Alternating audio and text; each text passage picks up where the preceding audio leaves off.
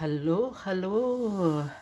Ito na naman si Dates. Ito yung ito yung tinatawag na kalal. Yung kalal baga, manibalang. Ganito siya, oh. Ganito siya. Dilaw siya. Yan, manibalang. Tapos dahan-dahan na siyang maging ganito.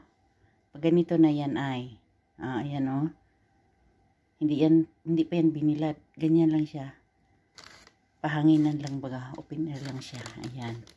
Ganun bukas ito. Maging ano na to. Ito siya, crunchy to ha. Yung ganito. Ito, crunchy to. Nga.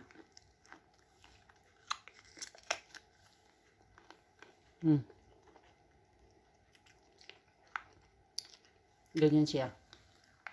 Crunchy.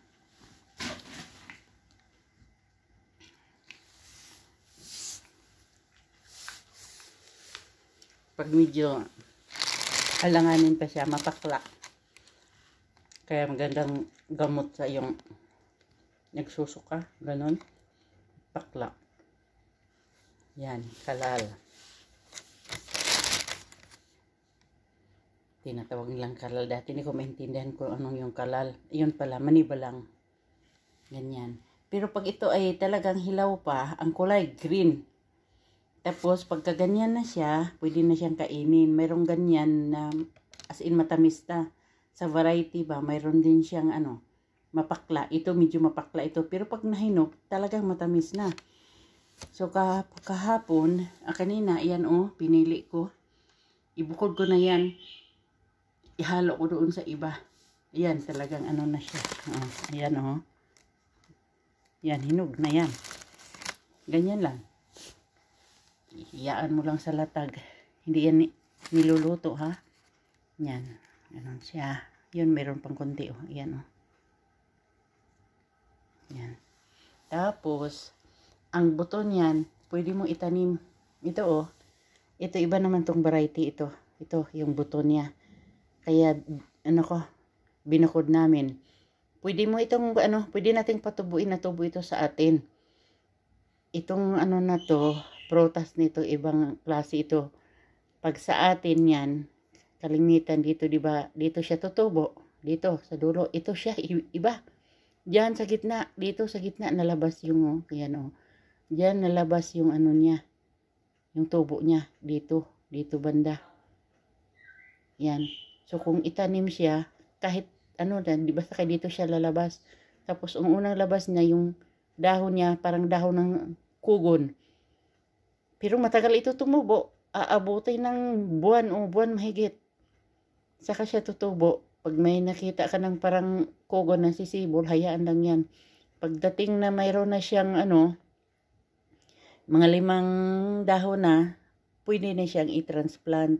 Pero kailangan, ang pagtaniman nito ay mabuhangin. Kagaya ng sa lupa sa tabing dagat. Yan ang maganda dito.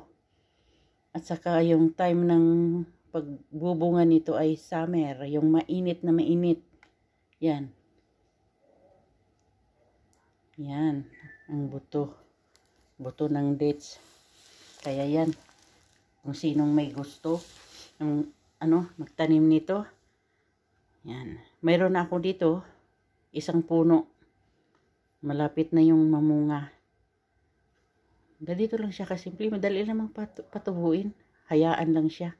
Pero hindi siya araw-araw diligan. Mga lang. Interval lang siya. Hayaan mo lang siya diyan. Abutin ng buwan. Tutubo na yan. Mabuti din mayroong ganito tayo. Marami naman na siguro diyan. Parang sa may bandang Cotabato, marami ng ganito. Yung dates. Pero super kamahal. Pag dito ganyan, pagtatapon lang nila. Ibigay sa kanila. Kainan ng lang piraso. Hayaan lang sa latag. Pagka ganyan, kusa na lang man diyang nahihinog na. Parang ganyan. O kaya, kinukuha namin. Ito, bigay ito ng kaibigan doon sa kabila. Kaya yan. Patuyuin na lang siya. Pag as in marang na siya, brown na, ibilad ng kahit 2 araw sa sa initan. Kasi pag balutin mo siya ng ganyan, mapapanis kung matagal. Kaya kung ganito, kung magkataon na magbakasyon sa Pilipinas ng bunga niya, tingbungan niya, kumbaga season niya, pwedeng magdala ng ganyan. At saka ganito, makranse. May bisita ko dito, dalawa. Isama ko na. Ayan. Yan ang bisita ko. Bisita namin. Yung isa nandoon, oh, nakatunga nga na. Oh, yan. Kalmutin niya si... Kalmutin ni... Yan, si Luna. Kalmutin niya si Pupa pag nalapit sa kanya. Yan, nag-aabang yan sa ano. Shh, Pupa. Dates pa rin yan. Yung dyan, sa plastic. Amoy-amoy ni Pupa. Yun, si Luna. Maldita talaga. Nalapit si Pupa. Pupa. Pero... pagtutuhanin siya ni Pupa, talo yan si Luna. Kasi pag ito, nagagalit talaga, tutuhanin siya, kalmutin, talo naman siya. Yan si Luna. Yan.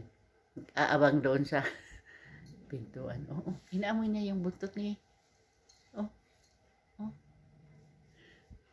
Nakatunga nga. Ito kung magngayaw ito, sexy. Ganun lang niya. Pero si Pupa, kalaki ng busi. Puros babae. Nalaygit. Puri balaw ni laygit. Ito silang dalawa para hindi maghanap ng guys. Puro ladies ito. Nagsimangot, oh.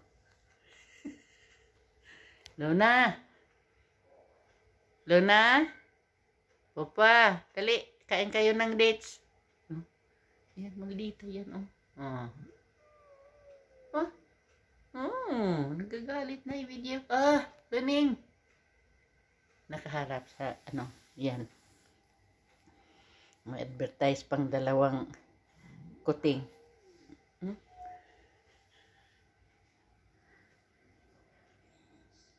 Ito, 2 araw. Ganyan na rin siya. So, makasama na ito sa biyahe. Ngayong katapusan. Bakit pa bibilihin? Maraming maganda ito. Sariling gawa. Yan, mayroon pa doon sa Planggana. Mas yun. Isama ko na dito. Bukas. Yan. Sige, ngalngalin si Miward, oh. Luning! Ning! Si Mango talaga. Yan si Luna. Ning! Ganyan si Luna. Sino? Ning! Shh! Luna! Lahat sila.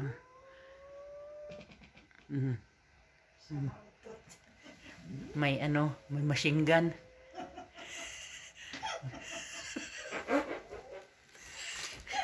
Ayun pa. Ning! Nagmiyaw din si Miwa doon. Yan o.